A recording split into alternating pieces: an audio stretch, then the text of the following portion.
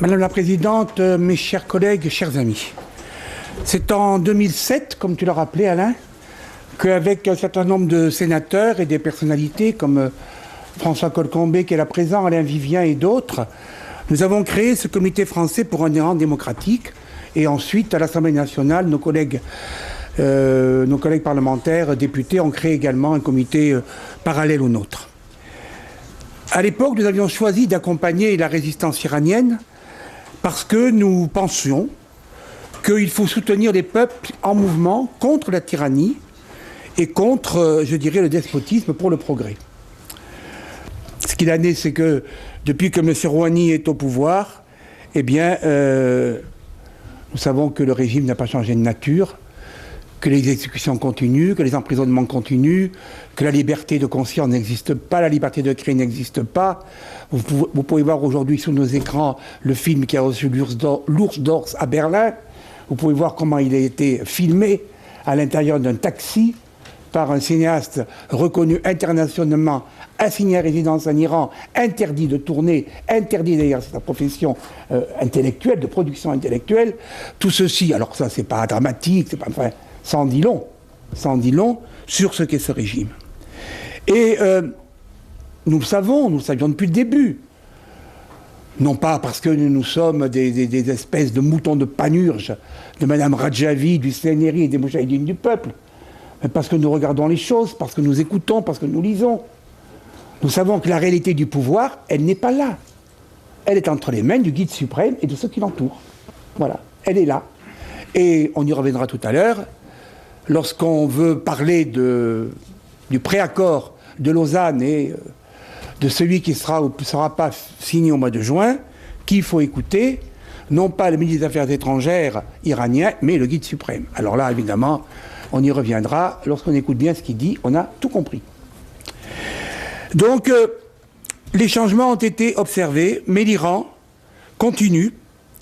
Il continue sa répression et il continue à soumettre les troupes dans la région. D'ailleurs, c'est le discours officiel, ça a toujours été le discours officiel du guide suprême, c'est que, à partir de l'Iran, l'islamisme devait se répandre dans l'ensemble du monde arabe. Et l'islamisme se répand dans l'ensemble du monde arabe. Tous ces criminels ont leur source, au moins idéologique, sinon en armes et financières aujourd'hui, en Iran et pas ailleurs.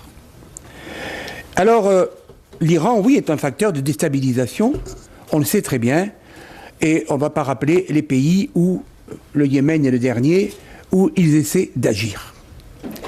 Aujourd'hui, toute la région est embrasée, l'Afrique aussi d'ailleurs, par le canal que l'on connaît, de la Syrie, de la Libye. Il a fallu que les États sunnites de la presqu'île arabique eh bien, se réunissent tous, y compris le Qatar, aujourd'hui, et que le premier chef d'État non arabe qui ait été invité à cette conférence, c'est le président François Hollande, qui prend la parole en ce moment même, avec le décalage horaire, je ne sais pas. Voilà. Et tout ça parce que, eh bien, nous le savons très bien, il y a là un facteur de stabilité et que ces pays-là craignent. Ils craignent quoi ? Ils craignent évidemment que cet islamisme radical se répande chez eux, dans leur pays même où se trouve le centre religieux de l'islam. Alors, le seul souhait que je ferai, c'est que notre pays, notre diplomatie, notre président de la République aille plus loin. Voilà. C'est très bien ce qu'ils font aujourd'hui. Je crois qu'il faut qu'ils aillent plus loin dans les discussions qui ont lieu pour concrétiser ce préaccord de Lausanne dans lequel il n'y a rien. Évidemment, il n'y a rien de précis. Il n'y a rien. Hein. Bon, où sont les centrales, où fabrique-t-on le truc atomique, le plutonium, il n'y a rien là-dedans. Tout ça doit être précisé techniquement. Bon. Donc je crois que là-dessus, il faut être très très vigilant. Il faut faire en sorte que les sanctions ne soient pas levées immédiatement, s'il y avait un accord, qu'elles soient subordonnées à ce que l'Iran eh bien, satisfasse aux conditions qui seront dans l'accord. Et puis, je crois qu'il faut que notre gouvernement, officiellement, prenne langue reçoivent et reconnaissent la résistance iranienne pour ce qu'elle est, c'est-à-dire celle qui est en France, celle qui s'exprime par le Conseil national de la résistance iranienne, par sa présidente élue, Mme Rajavi, et je crois qu'il serait très utile, très très utile, c'est mon souhait le plus cher, je l'ai exprimé l'année dernière, je le répéterai, les choses sont un peu longues, mais je suis optimiste, et je pense enfin que l'avenir s'ouvrira et que la démocratie brillera en Iran. Merci.